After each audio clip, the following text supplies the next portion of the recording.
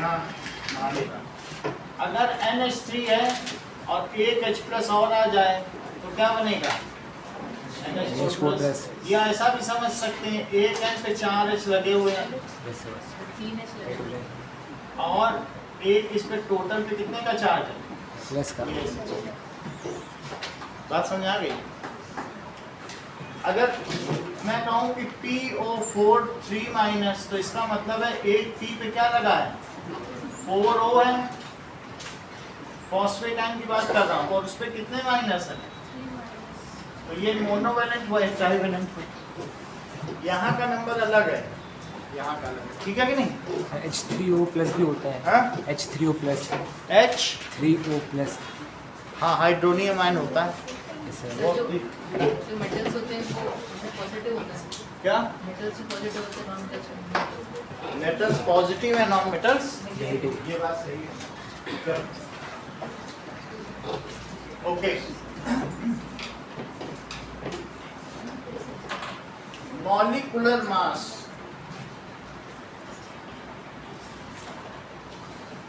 Molecular mass क्या होता है? That is sum of atomic masses present करना। of sum of masses of all atoms present in a molecule is called molecular mass.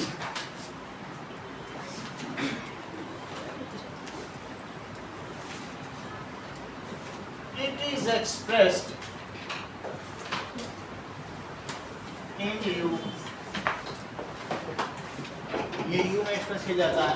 मान लीजिए कि ये H2O है तो इसके सभी एटम्स का मास जोड़ दो, यही इसका मॉलिक्यूलर मास है। 18। सबका मास जोड़ दिया जाए तो अब हम कहेंगे कि मॉलिक्यूलर मास ऑफ H2O, तो जो कि इसमें 2 H एटम है तो 2 into atomic mass of H, 2 H atom है तो क्या लिखोगी? 2 into atomic mass of H, और एक O एटम है तो that is atomic mass of oxygen O। तो 2 इंटू हर्षिता क्या लिख दिया जाए? 1U, और इसमें 16, और ये सभी चीजें किस टर्म्स में? U में। तो ये क्या आ जाएगा? 2 + 16U, that is 18। Molecular mass of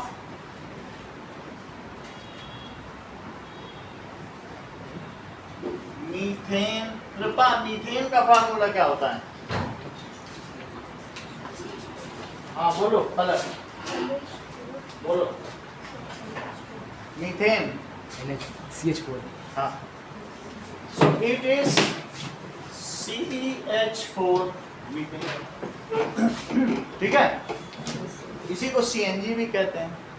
तो इसके लिए क्या लिखेंगे बताओ? जितनी भी चीजें हैं सबका मास जोड़ो, एक C है और H कितने हैं? 12 + 4। 4 है।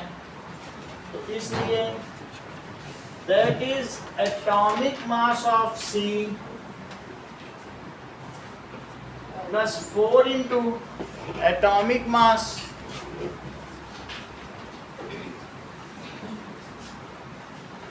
of H। एक तो C का मास, लक्षिता बताओ सभी का मास।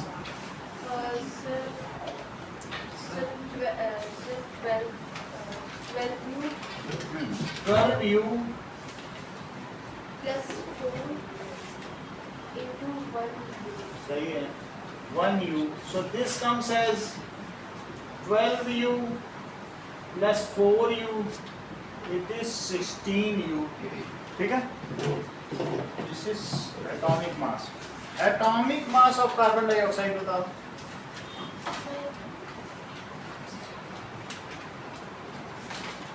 हाँ बोलो।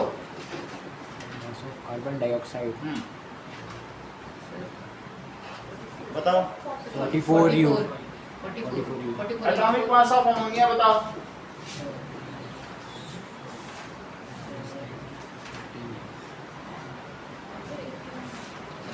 ये तो सारा लिख रही, तुम नहीं लिख रही हो और गलत भी बता रही हो। अमोनिया का बताओ। 18 बोलो। 17। नोट करो हर चीज को, ऐसे नहीं कि don't take it for granted that you are brilliant, यही सोच रही हो।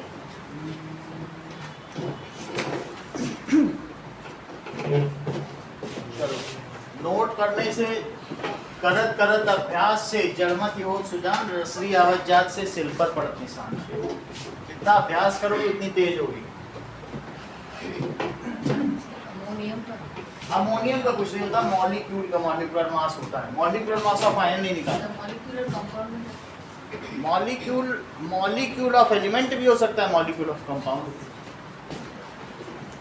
ये देख लो, मॉलिक्यूल का मतलब है जब एटम्स मिल जाते हैं। तो मॉलिक्यूल ऑफ एलिमेंट कौन कौन से हैं? H2, O2, N2, O3, Cl2, F2, P4, acid. ये सब क्या है? इनमें एक ही टाइप के एटम है। और molecule of compound CH4, ammonia, water और इसके अलावा CO2। समझ में आ गई? 4 चीजों के मॉलिक्यूलर मास बताओ। वाटर का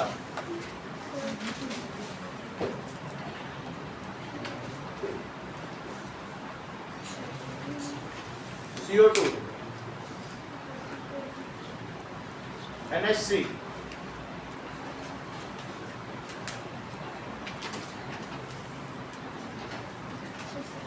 सही है। अब तुमको ये बात समझ में आ गई? मॉलिक्यूल ऑफ कंपाउंड में when different types of atoms combine in a fixed ratio then they form molecule of compound. और ये these are molecule of element. Okay, चलो, अच्छा बताया। आगे देखते हैं एग्जांपल 3.1 देखते हैं। That is calculate the molecular mass of water, जो कि हमने कवर कर दिया है।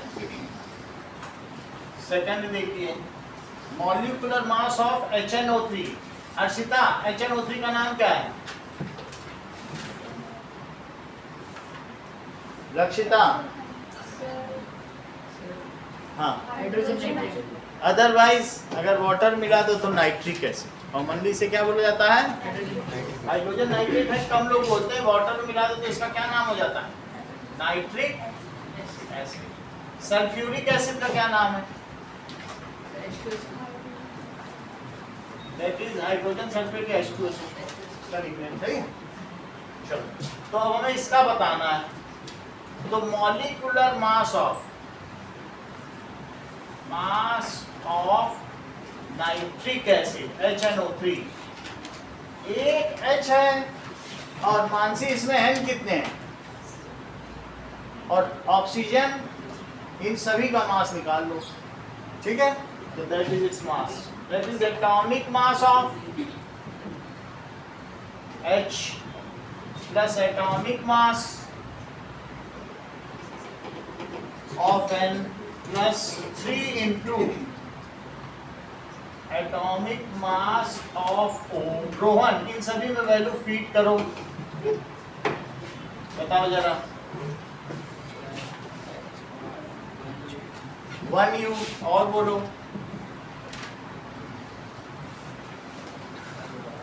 बोलो, तो लेट भी आ रहे हो और बता भी नहीं रहे हो। 14U कॉमन चीज है, 4 दिन से चल रहा है। कितने भी कमजोर हो आप, पहले भी एग्जाम से पहले से भी चल रहा है। कितने कमजोर हो आप? हाँ बोलो।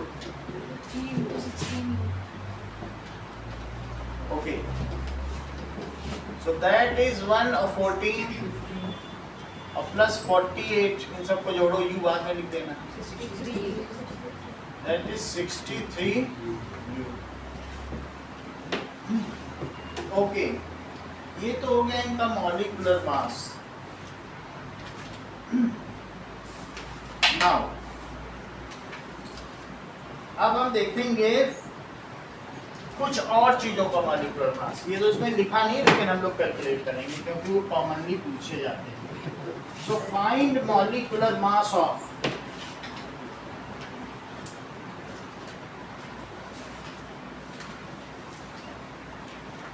Cl2, HCl, H2O, CO2, NH3, HNO3, NaCl। Sir हाँ सर जो आयॉन्स होते हैं उनका फॉर्मूला यूनिट मास होता है क्या सर जो आयॉन्स होते हैं उनका आयनिक कंपाउंड अगर होंगे वो अब हम लोग देखेंगे कि आयनिक कंपाउंड का क्या होगा, इनके मॉलिक्यूलर मास निकालिए।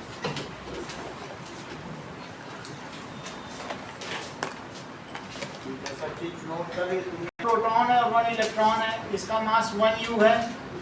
मेनली ये किसका मास हुआ, वास्तव में ये 1 प्रोटॉन का हुआ। तो अब हमने मान लिया H के मास को 1u मान लिया गया है। अब हम सारी चीजों को इसी के टर्म्स में एक्सप्रेस करेंगे। अगर अब हम कार्बन में देखें तो कार्बन में क्या होगा, 6 प्रोटॉन होगा और 6 न्यूट्रॉन। तो प्रोटॉन पर ही इलेक्ट्रॉन बैठ जाए तो न्यूट्रॉन बन जाता है। तो इस तरीके से टोटल मास कितना हुआ बोलो, 12u। तो हर एक चीज को हमने जिस लेवल का कोई चीज होती है तो उसी लेवल में हमें एक्सप्रेस करना होता है। अब हम हर चीज में यहाँ लिखें 1u ना लिख के हम लिखते हैं atomic mass of hydrogen. 1u की कितनी वैल्यू होती है, that is 1.66 into 056 into 10 to the power -27 kg। Then जो एटॉमिक लेवल पे जो लोग डील करते हैं उनके लिए बड़ा इनकन्वीनियंस हो जाएगा, बार बार इतना ये सब नोटेशन लिखना बहुत भारी भरकम काम हो जाएगा। तो वो डील कर लेंगे, जब उन्हें केजी में बदलना होगा बदल लेंगे। तो वो उसको कहेंगे 1u और कार्बन को क्या कहेंगे 12u। तो इस कार्बन का एटॉमिक मास कितना हो गया 12u। अब जैसे मान लीजिए कार्बन पे 4 हाइड्रोजन लग गए तो उसे वो क्या बोल देंगे, अब कितना मास हो गया। तो कितना आसान है, बोल रहे हैं 12u इसका, 1u इसका, 1u इसका, 1u इसका और 1u इसका। तो टोटल कितना हो गया बताइए 16u। जब भी उनको बदलना होगा उनके लिए यूनिट है 1u की कितनी वैल्यू होती है 1.66056 into 10 to the power -27 kg। तो चाहे वो केजी में बदलना है, ग्राम में बदलना है तो 1000 से मल्टीप्लाई करके ग्राम में भी बदला जा सकता है। अब अदिति तुम पूछो, तुम्हारा क्या क्वेश्चन है, क्लियर हो गया। यही था कि ये यूनिफाइड मास क्या होता है। यूनिफाइड मास का मतलब है कि जिस लेवल पर आप डील कर रहे हो, अगर आप जैसे सुनार है वो मिलीग्राम पे डील कर रहा है तो सब चीज़ मिलीग्राम में करेगा। उससे कहो केजी में सोना दो तो वो बड़ा मुश्किल हो जाएगा, वो 10 टू द पावर -6 ही करता रह जाए तो बिना पढ़ा लिखा व्यक्ति बेच ही नहीं पाएगा सोना। तो जिस लेवल की जो चीज़ होती सर है, अगर बोलो सर अगर हम लोग को कन्वर्ट करना होगा तो फिर इसको 1.66 ये 5 डिजिट तक करेंगे या फिर 1.7 से मल्टीप्लाई करेंगे। इसी से करना पड़ेगा, इट इज़ वेरी एक्यूरेट। तो उस लेवल पर अगर हमें करना होगा, अगर तुम्हारा 16u आ गया, किसका मॉलिक्यूलर मास आ गया बोलो 16u, molecular mass of methane. Sir oxygen, चलो मीथेन का हमने सर ऑक्सीजन का भी ऑक्सीजन का 32u, क्योंकि वो O2 के फॉर्म में रहता है। तो एक 16 की एक ऑक्सीजन है, दूसरे की 16 की, तो दोनों 32u हो गए कि नहीं हो गए बोलो। Yes sir. अच्छा अब ये 16u को तुम क्या लिखोगे, अच्छा ये बताओ 4 किलो आलू को तुम क्या लिखती हो 4 टाइम्स ऑफ 1 किलो आलू बोलो। Yes sir. तो इसी Yes, तरीके sir. 16u को तुम क्या लिखोगी 16 टाइम्स ऑफ तो 16 टाइम 1u, यू। यानी 16 टाइम्स वो जो यूनिट है उसमें शामिल है। जब आप कहोगे 4 kg आलू दो, इसका मतलब है कि जो मीजरिंग यूनिट मास की जो यूनिट है वो 4 टाइम्स शामिल हो, इतना हमें kg आलू दो। 4 kg का क्या मतलब 4 टाइम्स ऑफ 1 kg आलू दो। तो अगर मैं 1u की यही वैल्यू डाल दूं तो इसको इसमें बदला जा सकता है, कभी भी बदलना हो तो बदल सकते हो। इतनी बात तुमको समझ में आ गई। अब अपना प्रश्न पूछो। यस सर कि बस कि इसको मल्टीप्लाई करने के लिए 5 के 5 डिजिट्स को भी मल्टीप्लाई करना होगा ये। तो हमें पूरा करना है, लेकिन अगर हम एटॉमिक लेवल पर काम कर रहे हैं तो हम यू में ही रखेंगे। कभी बहुत ज़रूरत पड़ गई तब उसे केजी में निकलेंगे, अदरवाइज पूरा पूरा काम हमको जब आगे की क्लासेस में तुमको बहुत सारे मॉलिक्यूलर मास पूरे पेज पे निकालने होंगे, तो क्या वहाँ ये इनकन्वीनियंट नहीं होगा इतना लंबा चौड़ा नंबर लिखना हर एक जगह? Yes, It sir. will be tedious Yes, sir. and you will be prone to do some mistakes. That's why to eliminate such kind of mistakes, we have eliminated this number also and simplified it by using जो इनका basic number है वो hydrogen का, सभी इसके multiple होते हैं। तो कोई 1 टाइम्स कोई 2 टाइम्स, कोई डेसिमल तो आ नहीं रहा है कि किसी में 1.5 प्रोटॉन होंगे क्या, या तो एक होगा, एक प्रोटॉन का जब इतना मास ही हो गया, तो या तो जो प्रोटॉन होगा न्यूट्रॉन होगा उनके यही सब मास होंगे। उनकी न्यूक्लियनों की संख्या से, जैसे हर्षिता बताया करती थी कि न्यूक्लियन जो न्यूक्लियस पर बैठे हुए हैं उन्हीं को जोड़ देती थी, तो वही होता था कि नहीं। So it is now simpler to find atomic mass and molecular mass. दोनों बात समझ में आ गई? Yes, sir. एटॉमिक मास होता है कि उससे किसी एलिमेंट की डेंसिटी तय होती है। वो हम आगे के क्लासेस में देखेंगे। That is solid state chemistry, वो क्लास 12th में है। उनके बीच में कितना वॉइड्स है, कितना इंटरसेलुलर स्पेस है, एटॉमिक मास से डेंसिटी नहीं डिसाइड होती। ये देखो, अब जो एटम्स होते हैं, Okay, sir. एटम के बीच में जगह होती है, इसके आधार पर इनके बीच में जो जगह है, सॉलिड स्टेट केमिस्ट्री पढ़ेंगे तो इस जगह के आधार पर डेंसिटी, उसके लिए तुमको अभी 3 साल और, ठीक है। पहला चैप्टर है केमिस्ट्री के टर्म। अब हम आगे देखेंगे।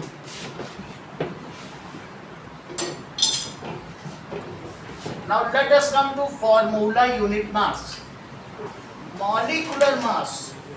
अब क्या देखो, when non-metal combine with non-metal, then they form molecule। However, जब मेटल नॉन मेटल के साथ कंबाइन करेगा तब क्या बनेगा? लाओ जमा करो, हो गया? चलिए, जितनी बात समझिए, मॉलिक्यूल कब बनता है, और ये दैट आयनिक कंपाउंड कब बनता है? कंपाउंड 2 तरीके के होते हैं। देखो, कंपाउंड की तो तुम लोगों ने डेफिनेशन समझ ली है ना, is matter around the sphere में भी समझी, एटम्स एंड मॉलिक्यूल को शुरू में भी कंपाउंड बताया। ये 2 तरीके के होते हैं। कौन कौन से होते हैं? एक आयनिक होंगे और एक क्या होंगे, कोवैलेंट भी बोल सकते हो या मॉलिक्यूलर भी बोल सकते हो। जो मॉलिक्यूलर है वही क्या है, कोवैलेंट। तो कोवैलेंट कंपाउंड में इलेक्ट्रॉनों की साझेदारी होती है, दिया नहीं जाता। जैसा मैंने आपको बताया था, हाइड्रोजन एटम है, उसके बाहर एक इलेक्ट्रॉन और दूसरे हाइड्रोजन के बाद एक इलेक्ट्रॉन, ये दोनों मिल जाएं और एक दूसरे के साथ अपनी ऑर्बिट शेयर कर लें, तो ये कौन सा आइटम बन गया? H2। ऐसे ही HCl भी बनता है, उसमें एक की दोनों को जरूरत है, तो कौन से बन जाएंगे बताइए? H2, HCl, NH3, ये सब मॉलिक्यूल है। ऐसा हमने पहले बना के दिखाया ना आप लोगों को। और CO2, ऐसे ये सब मॉलिक्यूल है। जब नॉन मेटल के साथ मिलेगा तो क्या बनेगा? मॉलिक्यूल। चेक करो कि कार्बन है तो कार्बन के आउटर मोस्ट में कितने इलेक्ट्रॉन होंगे? चेक करिए, C कितना होता है? ये लक्षिता समझ में आया? 4 होते हैं। अब मुझे बता, 4 वैलेंसी आउटर मोस्ट में, वही तो पार्टिसिपेट करेंगे। तुम चले जाना अपने टाइम पे, तुम तक समझो। ऑक्सीजन के आउटर मोस्ट पे कितने होंगे? बता दीजिए, तो कहीं का कुछ भी बता दीजिए, बोलो। सही, तुम तो अच्छा जानती हो। That is 2, 6। ये बात समझ आ गई? तो अब कार्बन तुम्हें समझ में आ गया। इसके ऑर्बिट में, सेकंड ऑर्बिट में कितने इलेक्ट्रॉन हैं? कितने होने चाहिए सेकंड? इसके सेकंड में कितने हैं? कितने होने चाहिए? करेक्ट। अब देखो, ऑक्सीजन के भी आउटर मोस्ट 6 इलेक्ट्रॉन, इधर देखो, 1 2 3 4 5 6, सही है? 6 बना दिए। इस ऑक्सीजन के भी बनाओ, कितने बनाने हैं? 1 2 3 4 5 6। इतनी बात तो तुमको समझ में आ गई, दोनों बना लिए। कितने चाहिए निष्का, बोलो इसको, इसको कितने चाहिए? सही है। तो ये कहेगा मुझे 2 चाहिए, क्या तुम मुझे अपने 2 इलेक्ट्रॉन दे दोगे? तो कहेगा हाँ दे दी। ये भी कहेगा मुझे जो बच्चे हैं वो भी दे दो, मेरे तो 8 हो जाए। देखो 8 हो गए दोनों के। वो कहेगा हमने तुमको दिया तुमने हमारी चीज यूज किया, मैं भी तुम्हारी दो यूज करूंगा, तो वो भी एग्री कर लेगा। तो उसने उसके दो लिए और इधर दो दिया था, तो ये इसके भी दो लिए, लिया दिया किसी ने नहीं, बीच में रखा है, कम्युनिटी लंच है, कम्युनिटी डिनर। तो इसके भी 8 होगा, इसके भी, यही साझेदारी। तो कहने का मतलब है कोवैलेंट कंपाउंड कौन बनाता है? व्हेन नॉन मेटल, क्योंकि नॉन मेटल और नॉन मेटल दोनों भिखारी हैं, दोनों को चाहिए, तो देगा कोई देने वाला है क्या? So when non metal combines with non metal then they form molecule. तब क्या बनाते हैं? सही है कि नहीं? And it is formed by sharing of electron. Sharing ही तो कर रहे हैं। इस सेंटेंस को रिपीट करो उसने आ जरा। व्हेन तुम तो मेटल पे आप बोलो, समझ ही नहीं पाई चीजों को। हाँ हाँ बोले जा रही हो, हाँ मत बोला करो, हमें लगता है कि आ गया। हाँ बोलो। ये तो कहीं खोए हुए हैं दीपावली में कि 2 बम बचे हैं, शाम को जाके 2 बम छुड़ा लूंगा। नहीं, एक आध छुड़ा, तभी सोच रहे, चेहरे से ही पता चल रहा है कि बमबाज बनने बैठे हैं। आप बोलो कहाँ पे चले गए? व्हेन टू कोई अजीब सी चीज बोल दी। हाँ बोलो फिर से बोलिए। When correct, when two non metal combine with each other then they form molecule by sharing of electrons. 2 non-metals. Sir तो मेटलॉइड्स भी मॉलिक्यूल बना सकते हैं? 2 non-metal वो भी मॉलिक्यूल बनाते हैं। 2 non-metal, ठीक है, क्या करते हैं बताइए? में केमिकल बॉन्ड क्या करेंगे? ये जो इनके बीच बॉन्ड बन रहा है उसे क्या कहेंगे? Chemical bond by sharing of electron and it is called molecule। उसे क्या कहेंगे? मॉलिक्यूल। जो समय को खो देता है ना इंद्रजीत, वो फिर पीछे पछताता ही है। तुम अभी बैठे बैठे सोच रहे हो बम के बारे में, कुछ भी हो या नहीं समझ पा रहे हो, और जो कुछ बच्चे टेंशन दे रहे हैं, समय को मत छोड़ो, वो निकलता चला जाएगा, तुम उसको पकड़ नहीं पाओगे। मौके पे चौका मारो। अब जरा देखिए आयनिक कंपाउंड। It is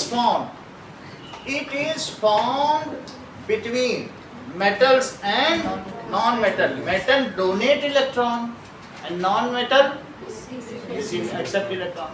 तो जो डोनेट करेगा वो कैटायन बनाएगा कि एनायन? जो डोनेट करेगा वो कैटायन बनाएगा और जो लेगा एनायन। फिर उन दोनों के बीच में प्लस और माइनस के बीच एक बॉन्ड बन जाएगा, उसी से आयनिक बॉन्ड बनेगा। ठीक है, तो जरा देखें आयनिक कंपाउंड क्या होंगे?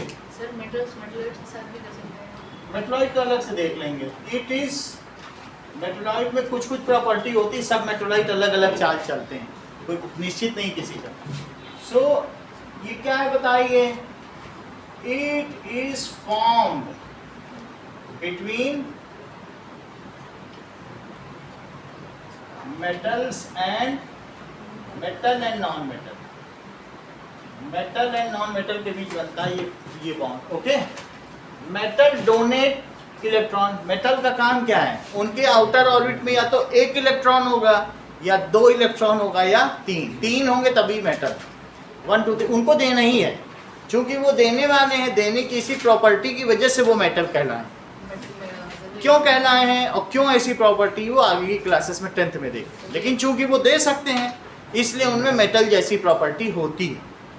और जिनमें 4 5 6 7 या 8 होते हैं वो सब नॉन मेटल। 4 होने पे मेटलॉइड भी हो सकते हैं, वो हमारी अलग प्रॉपर्टी। चलिए, तो अब जरा देखिए मेटल क्या करेंगे? मेटल डोनेट इलेक्ट्रॉन, जैसे मान्या ने बताया, एंड फॉर्म। इंद्रजीत बताओ, and form cations. While non metal क्या करेंगे? Receive electron and form anions. Check करिए, आयनिक कंपाउंड की बात कर रहा हूं, क्रिस्टल की। जो आयनिक कंपाउंड होंगे वो कैसे होंगे बताइए? Ionic compounds are crystalline in nature. चाहे आप नमक देख लो या कुछ भी देख लो, उनका सबका इसी तरीके का स्ट्रक्चर है। क्रिस्टल नमक, खड़ा नमक भी तो देखा होगा, काला नमक, तो उन सब का स्ट्रक्चर कैसा होगा? It is crystalline. ओके, बात समझ में आ गई कि नहीं? So ionic compounds are crystalline. Molecule तो हवा में उड़ते रहते हैं, इनमें से कोई भी कहीं रहेगा, सभी तो गैस हैं। और कुछ कुछ के बीच में थोड़ा बहुत बॉन्ड हो गया तो वो लिक्विड बन गया जैसे वाटर, अदरवाइज तो सभी गैस हैं, सभी गैस। अब देखो सोडियम का, देखो सोडियम के आउटर मोस्ट में इसका कितना इलेक्ट्रॉन है लक्षिता?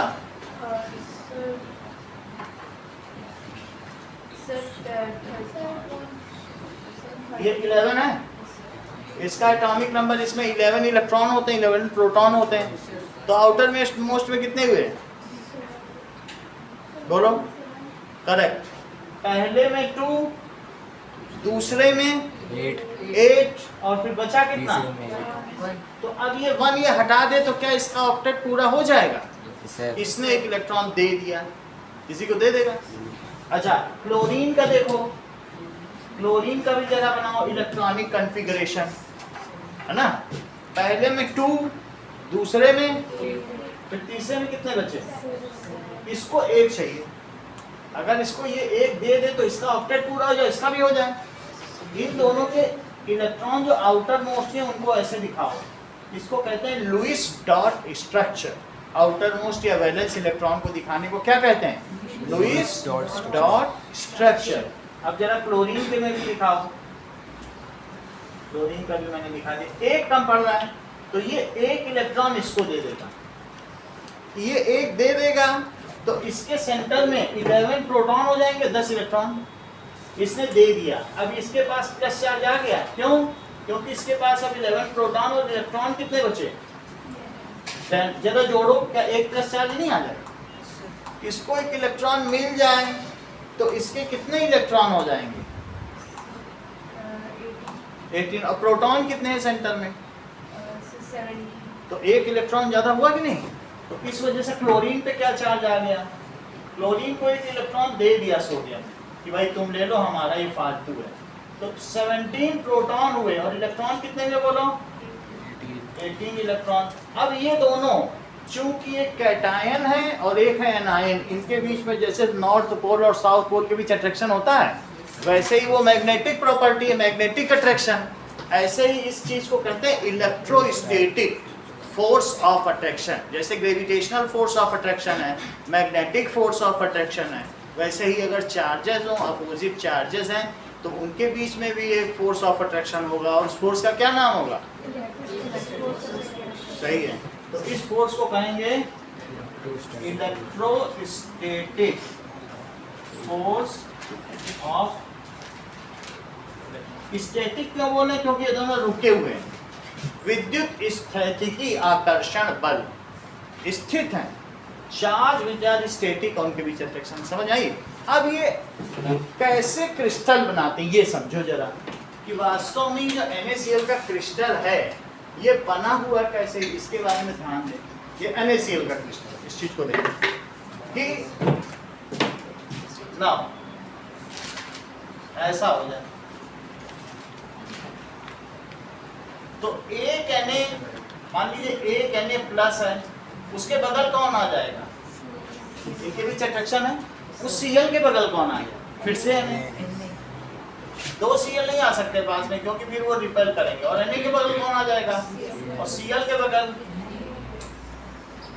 इसको तुम और लंबा बना सकते हो, मैं सबसे बेसिक सबसे छोटी चीज बना रहा हूं।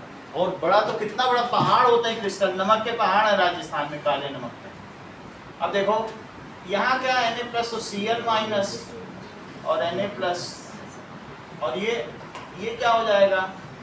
Na प्लस और Cl माइनस, ये Cl माइनस और Na प्लस। इसी तरीके से Cl minus. It is alternate conjugated system, एक कैटायन तो एक एनायन।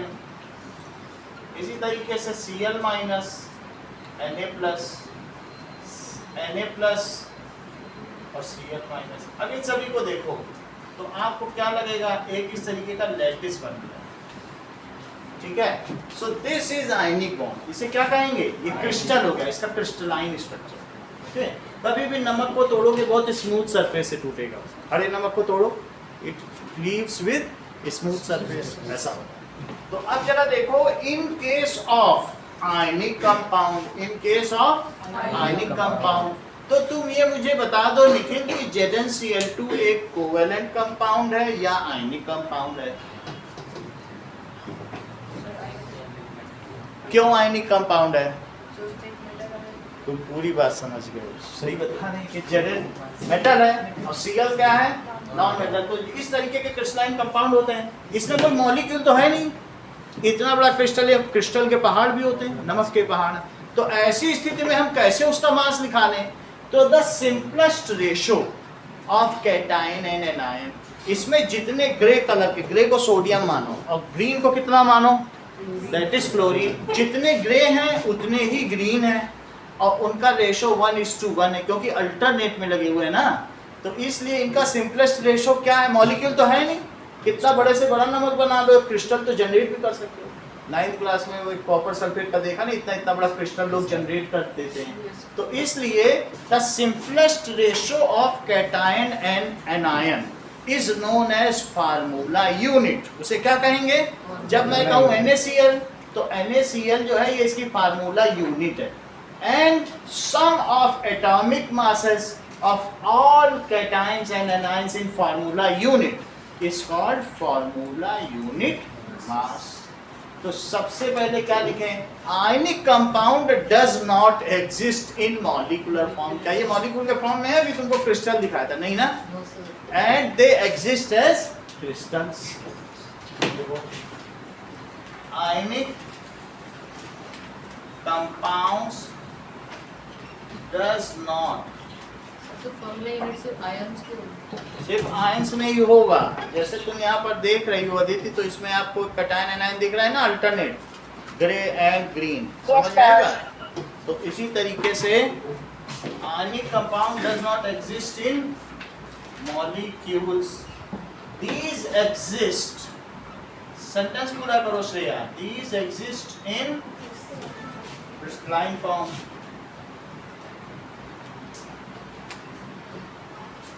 So, simplest ratio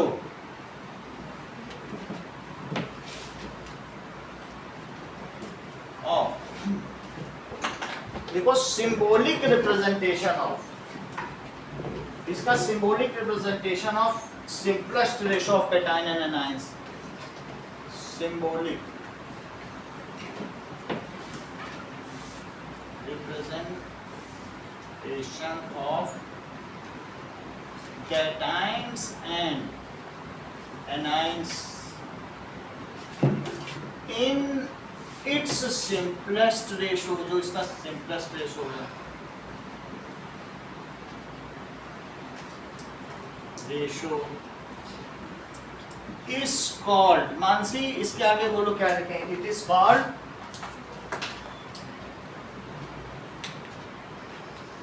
तुम्हारी पूरी पढ़ाई बेकार हो गई, तुम समझ ही नहीं पा रही हो क्या रहा है, बोलो।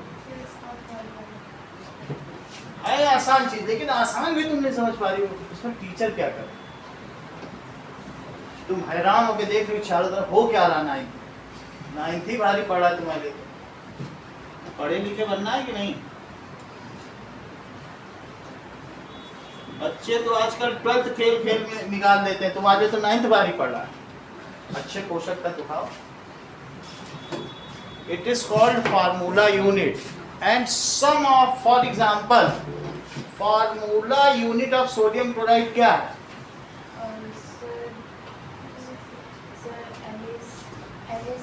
यही है, क्योंकि उसमें सिंपल 1:1 रेशो लिया गया है। तो फॉर एग्जाम्पल क्या है? देखो फॉर एग्जाम्पल Na+:Cl- किस रेशो में? बोलो 1:1 रेशो में है कि नहीं? तो इसकी फार्मूला यूनिट क्या हुई? So it's formula unit is NaCl। चाहे तो प्लस और माइनस लगाओ, चाहे न लगाओ, दोनों ही ठीक, ऐसे भी लिखा जाए, सही है। एंड हाँ बोलो। अब इसी को फार्मूला यूनिट, इसमें जितने जितने एटम्स प्रेजेंट हैं, इलेक्ट्रॉन के आने जाने से तो एटम के एटॉमिक मास पे कुछ फर्क पड़ता नहीं, वो तो बहुत छोटा होता है।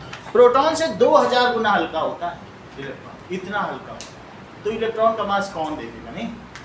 तो that is and sum of atomic masses of all atoms present in formula unit is known as formula unit mass. Repeat करो बेटा. Sum of and sum of all atomic masses atomic masses of ionic so those cations वो भी बोल सकते हो. Sum of atomic masses of cations and anions. ठीक है. In formula unit is known as formula unit. सही बताया. देखो इस चीज को. So sum of atomic mass of all cations and anions present in formula unit is called formula unit mass. इस चीज को कहेंगे formula unit mass. Nishka, formula unit mass is expressed in किसमें एक्सप्रेस करेंगे आदित्य? U, क्योंकि जब एटॉमिक मास भी U में है तो उसी से जो फार्मूला को जोड़ोगी तो वो भी तो U ही रहेगा. तो क्या लिखते हैं? If formula unit mass is expressed in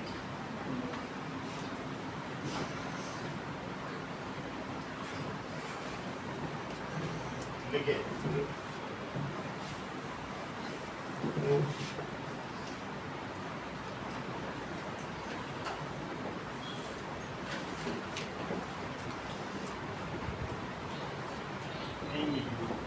अब हम देखें that is formula unit mass of NaCl.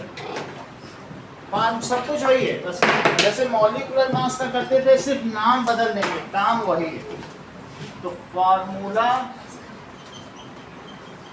Unit mass of NaCl it is equals to, Harshita बोलो क्या क्या लिखे? Atomic mass of Na plus atomic mass of Cl. वही लिखना है, बस मॉलिक्यूलर न लिखकर फॉर्मूला यूनिट. एटॉमिक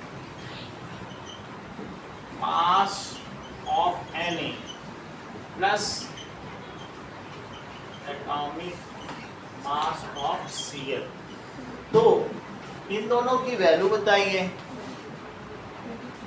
प्लस सही, तो 23 और प्लस 35.5 ये सब U में है. It is 58.5. अब जरा चेक करें कि लिखा है एग्जांपल 3.2 में calculate the formula unit mass. तो formula unit mass of CaCl2 it is atomic mass of Ca plus 2 into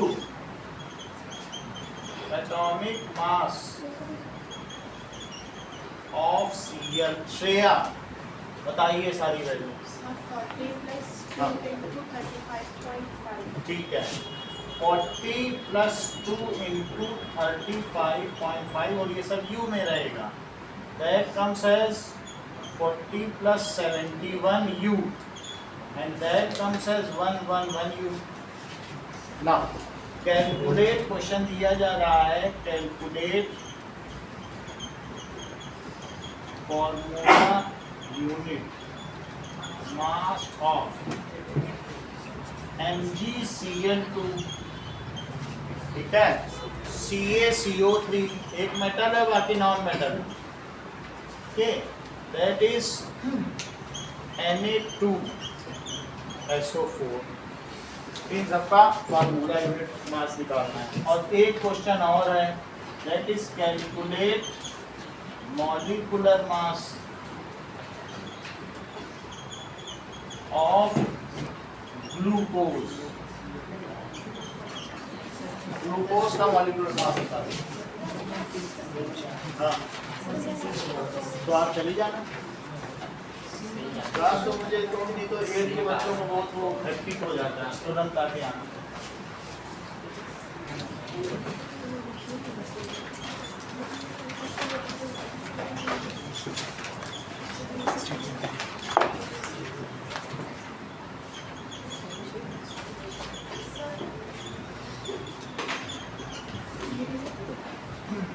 ionic compound को डिफाइन करो। आयनिक कंपाउंड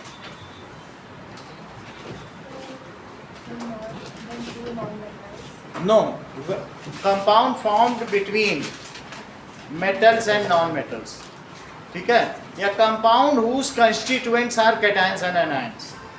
ये लिखना सबसे अच्छा है, जिसके कंस्टिट्यूएंट्स कौन हो ये लिख देना आयनिक Metals भी आ जाएंगे, हाँ? metals भी आ जाएंगे। उसके लिए थोड़ा बताना पड़ेगा, ऐसे सिंपली नहीं कह सकते। चलो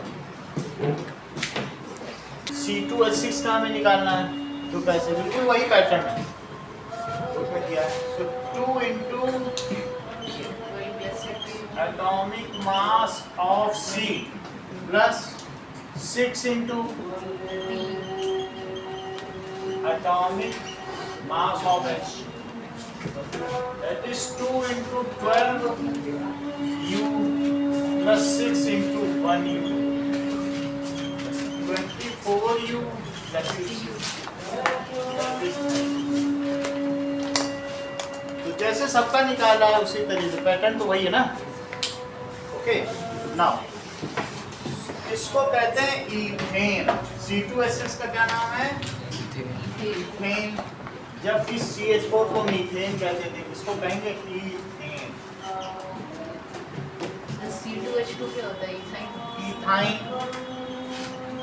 मॉलिक्यूलर मास ऑफ C2H4, इसको कहेंगे इथीन। सही है, चलो ये बहुत सारे मिल जाए तो पॉली इथीन या पॉलीथीन। चलो अब देखो, तो 2 into atomic mass of C plus 4 into atomic mass of H. So 2 into 12 C2H6 और C2H4 दोनों ही इथेन है। दोनों ही तो दोनों ही इथेन है। ये इथेन है, ये इथीन है। ETHENE ethene. उसमें A है इसलिए। ओके अब देखो 4 into 1 U, so this is 24 U and this is 4 U, it is 28 U.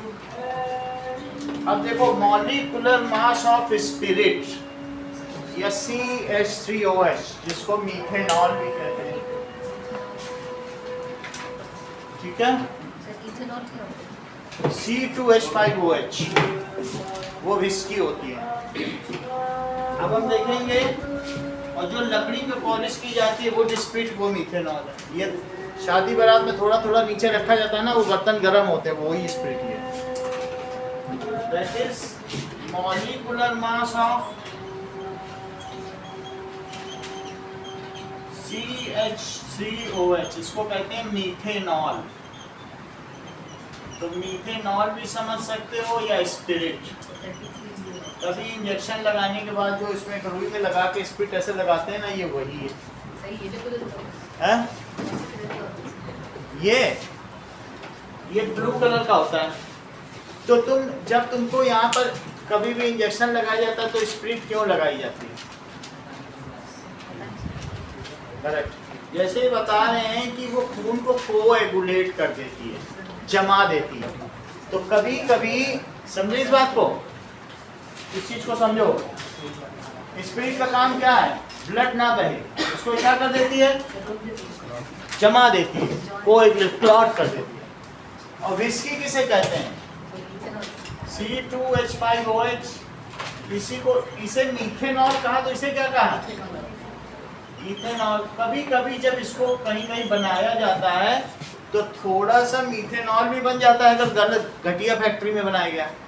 तो ऐसी विस्की को पियोगे तो पूरे खून का खून जमा देगी, तुम खड़े रह जाओगे, कहेंगे जहरीली शराब। जब जरा से कोई ये जमा सकती है तो पूरा पी ही जाओगे तो क्या होगा, पूरी बॉडी के सिस्टम को ही ये कोएगुलेट कर देगी या क्लॉटिंग कर देगी। तो इसके बनाने में ये बन जाए तो उसको कहेंगे जहरीली शराब। सही है। तो now the molecular formula of methanol देखो क्या होगा। That is molecular mass, atomic mass किसका,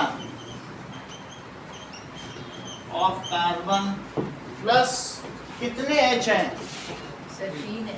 3 तो नहीं है, टोटल करो 4 4 तो तो 4 4 है। एक 3 उधर और एक H उधर, 4 हुए कि नहीं हुए। तो क्या लिखेंगे बोलो, 4 into atomic mass of H, और एक ऑक्सीजन भी है क्या, ठीक है, 3 ही और एक ही, और एटॉमिक मास और किसका लेंगे, मास ऑफ O। अब सबको जोड़ो, 32U, इसका 12U, इसका 4 इंटू 1U, और इसका कितना होगा 16U, कितना आ रहा है 32U, 12U plus 4U plus 16U, it is 32U। इनमें से पहले कुछ पूछना है कि सब समझ में आ गया, आ गया तो अब अगला क्वेश्चन देखो, second, that is ionic compound का फार्मूला यूनिट मास। हाँ बोलो, C2H4 के ऊपर क्या लिखा है? इथीन, इसको क्या बोलेंगे, मीथेन, इथीन, और सर आपने वही तो C2H6 के ऊपर तो लिखा। Ethane ethane. सही है। अब देखो, next is question number 2, what it is formula unit मास किसका पूछा गया, चेक करो, ZnCl2, zinc, mass of ZnO। बोलो मान्य, क्या लिखेंगे, zinc oxide Aditya. Atomic mass of Zn हाँ। प्लस एटॉमिक मास ऑफ चलो, एटॉमिक मास, क्योंकि आयनिक कंपाउंड है, मेटल है नॉन मेटल, तो क्या लिखेंगे, इधर ध्यान दो, हो गया तो इधर ध्यान दो, atomic mass of Zn plus atomic mass of O। Zinc का कितना होता है 65U, 65U, और O का, तो ये जोड़ो जरा, सर 81U। अब सेकंड देखो, चलिए, that is Na2O, formula unit mass, हाँ right, formula unit mass of Na2O।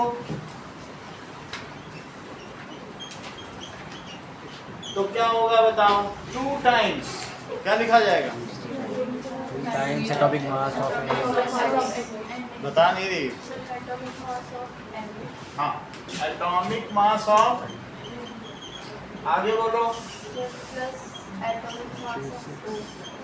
Atomic mass of A। अब सारी वैल्यू बताओ लक्षिता।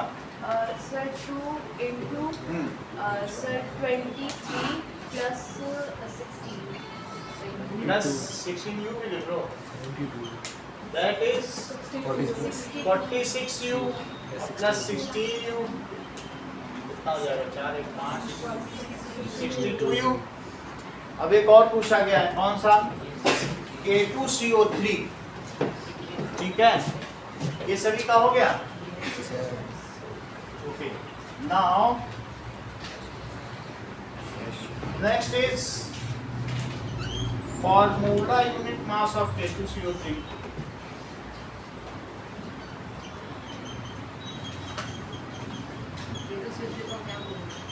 पोटेशियम कार्बोनेट, पोटेशियम और CO3 क्या होता है वो तो तुमको बताइए, कैसे पोटेशियम और CO3 से कार्बोनेट आए, मास ऑफ K2CO3, ठीक है। श्रेया इसे क्या बोलोगी,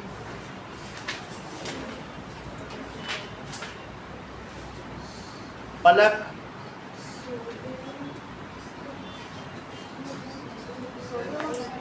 सोडियम ऑक्साइड, ओ से ऑक्साइड होता है, चार्जेस तो लग जाएंगे। इसे क्या बोलोगी? इसे क्या बोलोगी? क्योंकि के से पोटेशियम और कार्बोनेट है, अगर तुमको आयन की पहचान है तो बोल ही लोगी, वही उसका नाम है। तो इसलिए 2 into atomic mass of K plus atomic mass of C, C8 है, और plus 3 into atomic mass of O। कृपया तीनों वैल्यू बताओ।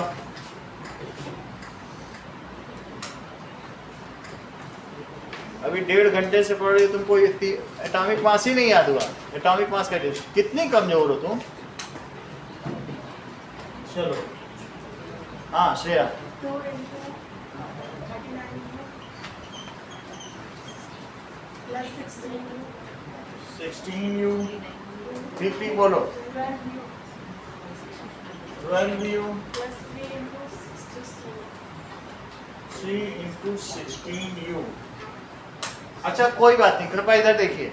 39 into 2 बोलिए, कहीं तो लेवल पता चले हम कहाँ से काम करें। कितना? ये तो अच्छा बता रहे हैं। 78U 12U और दैट इज 48U। अब सबको जोड़ो। 138U 130।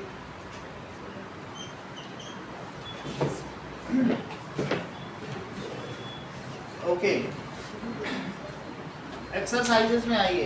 एक्सरसाइज का पहला क्वेश्चन हो गया, चेक करो। दूसरा भी हो गया, थर्ड आता ही है, फोर्थ देखो। फोर्थ क्वेश्चन देखेंगे, राइट केमिकल फॉर्मूला। तो सबका केमिकल फॉर्मूला लिखो। मैग्नीशियम क्लोराइड,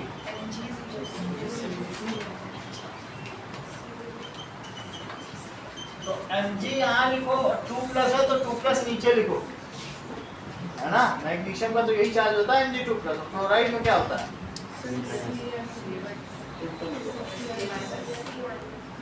Cl और 1-। तो this is symbol, this is charge और दिस इज फॉर्मूला। तो हर्षिता फॉर्मूला क्या हो जाएगा?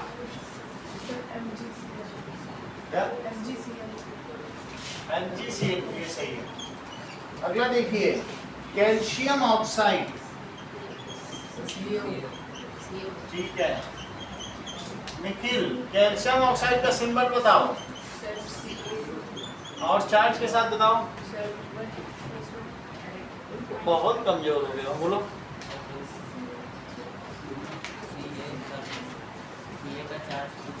टू क्या होता है? और ऑक्साइड का बताओ। हाँ, 2-। This is charge. अभिषेक, इसका फार्मूला बताओ, क्योंकि 1-1 लगेगा तो Ca हो जाएगा। थर्ड देखिए, कॉपर नाइट्रेट, हमेशा 2 वाला ही लेना, 12th तक 2 ही वाला लो, BSc में आएंगे सब होना। कॉपर नाइट्रेट, हाँ रोहन बताओ।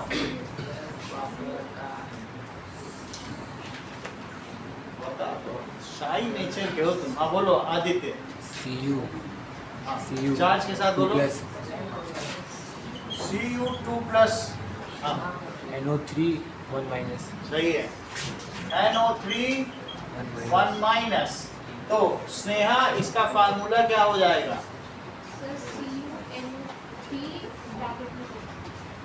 Whole twice, CuNO3 whole twice. इसे क्या बोलेंगे? Whole twice.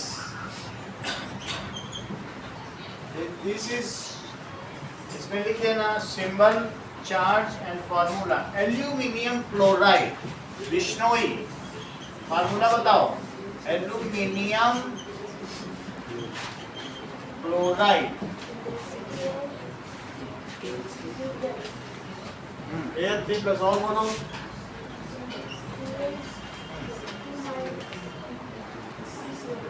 बोलो बोलो कृतिका। अब हाँ बोलो। सर Cl1 माइनस तो क्या हो जाएगा? Sir AlCl3 AlCl3। एक और बचा हुआ है कैल्शियम कार्बोनेट। एक्सक्यूज हाँ बोलो। सर, जो कॉपर नाइट्रेट है तो सर कॉपर 1 भी होता है, कॉपर 2 भी होता है, तो कॉपर 1 में तो 1+ होगा। कॉपर 1 रेयर केसेस में होगा, वो आगे आपको बीएससी में बताया जाएगा। अभी 12 तक आराम से 2 लेती रहो। Okay sir. चलो calcium carbonate that is Ca2+। Sneha carbonate का बताओ।